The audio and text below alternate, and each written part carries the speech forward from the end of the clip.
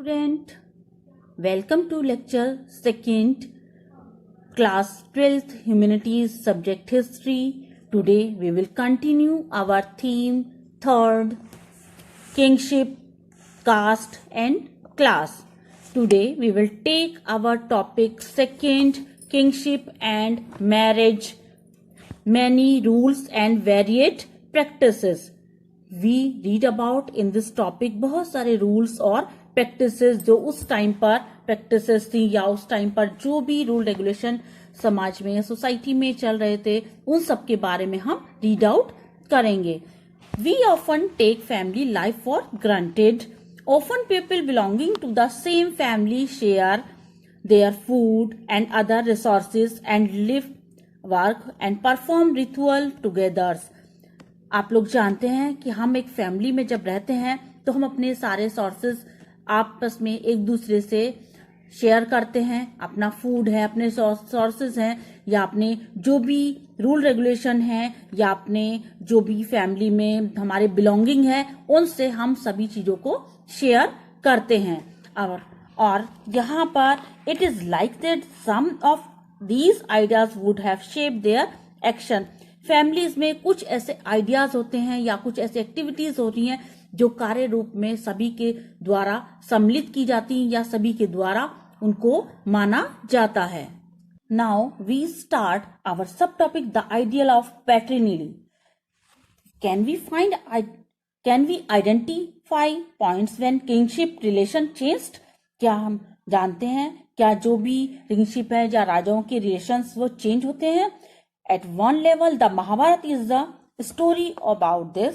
It describes a feud over land and power between two groups of cousins, the Kauravas and the Pandavas, who belonged to a single ruling family. Ultimately, the conflict ended in a battle in which the Pandavas emerged victorious. आप लोग जानते हैं जैसे महाभारत में दो cousins की story थी, फिर एट लास्ट उन्हें आपस में युद्ध करना पड़ा और बाद में पांडव की विजय हुई. Most ruling dynasties claimed to follow this system. इसी तरह से बहुत सारी ऐसी डायनेस्टी थी जिन्होंने इस सिस्टम को फॉलो किया था. The concern with paternity was not unique to ruling family. It is evident in mantras in ritual text such as the Rigvedas. Rigveda में भी बहुत सारे ऐसे मंत्र दिए गए जो उस टाइम पर जो फैमिलीज के द्वारा अडॉप्ट किए जाते थे.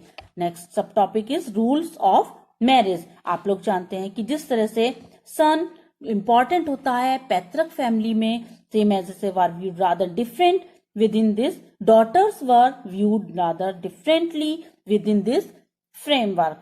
अब यहाँ पर they at the same time marrying them into families outside the king was considered desirable. This system called exogamy.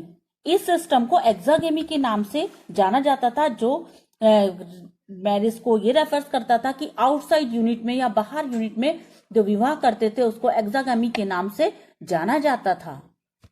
Faced with the challenge, the Brahmins responded by laying down codes of social behavior in a great detail. अब इस challenge को face करते हुए Brahmins ने भी बहुत सारी ऐसी रेस्पॉन्सिबिलिटी या बहुत सारे कोड ऑफ सोशल बिहेवियर उन्होंने अपनाए हुए थे जो पर्टिकुलर सोसाइटी में उस टाइम पर अपनाए जाते थे. The Dharmashastra and Dharmashastras recognise as 8 forms of marriage.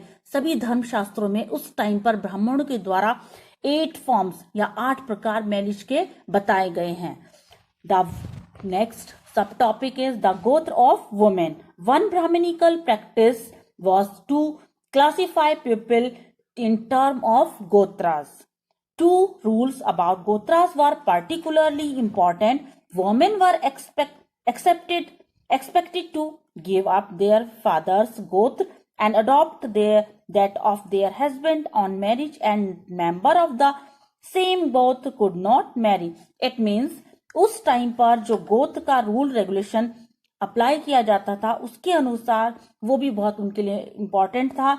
जो वर वधू होती थी वो वर पक्ष का या अपने हस्बैंड के गोत्र को अपनाती थी और अपने फादर के गोत्र को छोड़ देती थी, गिव अप कर देती थी इस तरह से वो एक ही गोत्र में या एक ही फैमिली में विवाह नहीं कर सकते थे।